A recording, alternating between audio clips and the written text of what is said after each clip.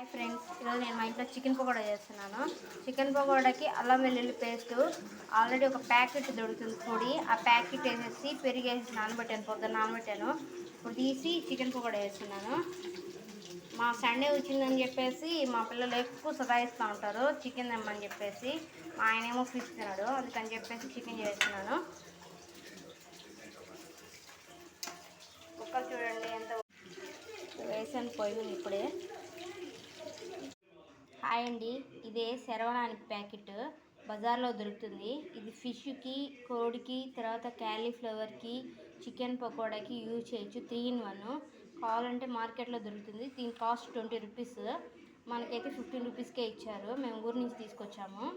చాలా బాగుంటుంది. దాంట్లో తర్వాత ఉప్పు, మిరప్పొడి అవన్నీ ఏమి అవసరం లేదు. ఓన్లీ అల్లం వెల్లుల్లి పేస్ట్, పెరుగు, ఈ పొడి వేసేసి నానబెట్టేసి చేస్తే చాలా బాగా క్రిస్పీగా వస్తుంది. మీరు కూడా ట్రై